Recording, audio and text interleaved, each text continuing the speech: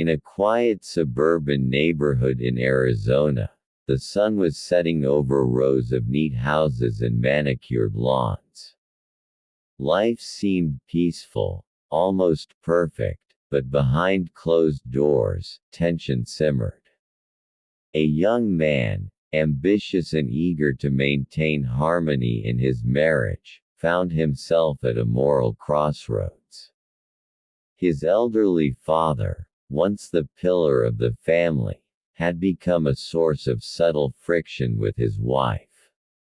One evening, after a particularly tense argument over the father's presence in their home, the young man made a decision that would weigh heavily on his conscience. He asked his father to leave. The father, though heartbroken, nodded quietly and packed a few belongings. There was no anger in his eyes, only deep sadness and quiet resignation. He had devoted his life to raising his son and providing stability for the family, and now he was being asked to step aside. As he walked down the familiar driveway for the last time, memories of laughter, lessons, and sacrifices played in his mind. The son watched him leave, a strange mixture of relief and unease settling over him, unaware that the real lesson was only beginning. That night, the young man sat alone in the living room, the silence of the house pressing in around him. The shadows cast by the dim light seemed heavier than usual, as if the walls themselves were judging his actions. He tried to rationalize his choice, convincing himself that it was for the good of his marriage. Yet, every time he closed his eyes, he saw his father's quiet disappointment and felt the ache of a bond that had been broken in a single moment. Guilt began to creep in, small but insistent, refusing to be ignored. In his solitude, his mind wandered back to words he had read years ago from the teachings of Jesus. "Honor your father and mother," he whispered to himself, almost incredulously.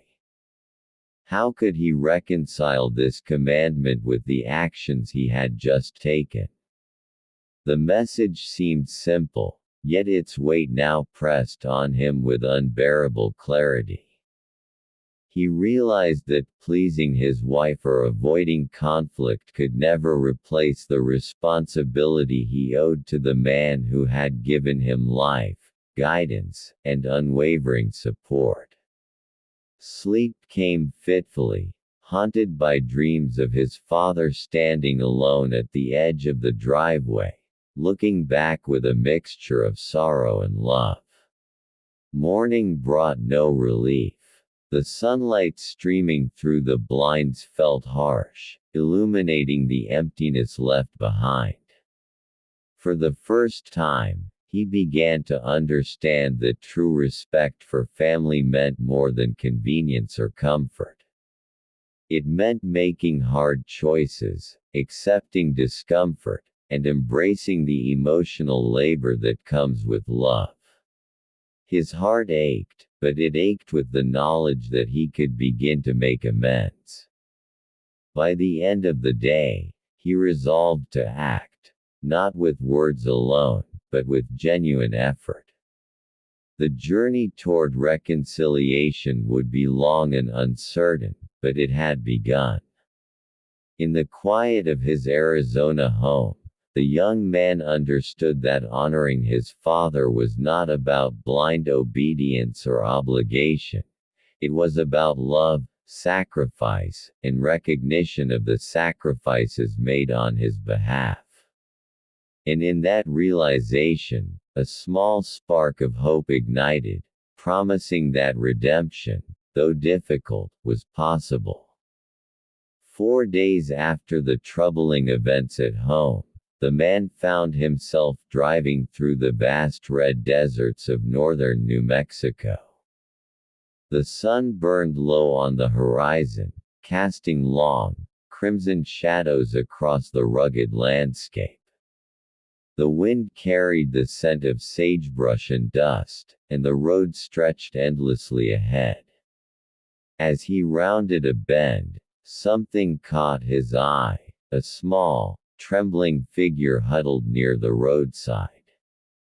He slowed the truck and stared, heart tightening, as he realized it was a child, barefoot and wrapped in a torn, dirt-streaked blanket. Shivering in the evening chill. Without hesitation, he pulled over and jumped out. The child's eyes were wide, hollow, and fearful, reflecting the hardships of survival in the harsh desert. He knelt down, careful not to startle him, and spoke softly. "Greater than, you're safe now," he whispered, his voice steady yet gentle. Slowly, he lifted the boy into his arms, feeling the frailty of his tiny body. Dust and sweat clung to the child's skin, and hunger etched shadows beneath his eyes.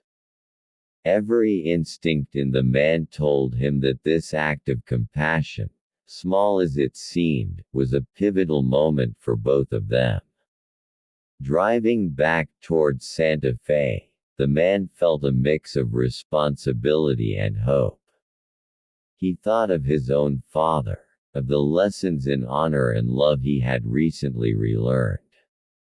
The boy's silence was broken only by occasional shivers and whispers, but the connection between them grew stronger with every mile.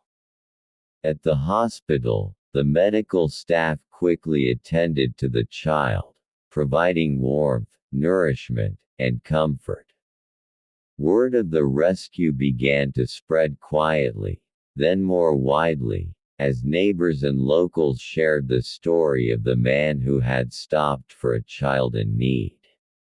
Within days, 3 Apache women appeared at his doorstep. Their presence carried both gratitude and quiet authority, their eyes observing the man with the wisdom of generations. They were not there merely to thank him. They sought to ensure the child would remain connected to his roots. Through conversations, stories, and shared meals, they guided him in understanding Apache traditions, values, and the importance of preserving cultural identity. The man listened intently, realizing that helping this child extended far beyond a single act of charity. It was about nurturing heritage, dignity, and belonging. As the days turned into weeks, the boy began to thrive under the combined care of the man and the women. His laughter returned slowly, a fragile but growing sound that brightened even the darkest corners of the man's heart. He observed the bond forming between the child and his cultural mentors, understanding that family and care are not limited by bloodlines. Each shared story and ritual revealed new lessons, and he came to see that the power of compassion ripples outward, touching lives in unexpected and profound ways. By the time the desert sun set on another golden horizon, the man had learned a truth far greater than he could have imagined. True honor, love, and compassion are not restricted to family or personal convenience. They are actions that extend into the world, shaping lives and healing wounds. The child, once lost and alone, now flourished, and the man, humbled and enlightened, knew that life's most meaningful lessons often arrive through acts of selflessness and courage. In saving another, he had, in turn, rediscovered his own capacity for love and honor.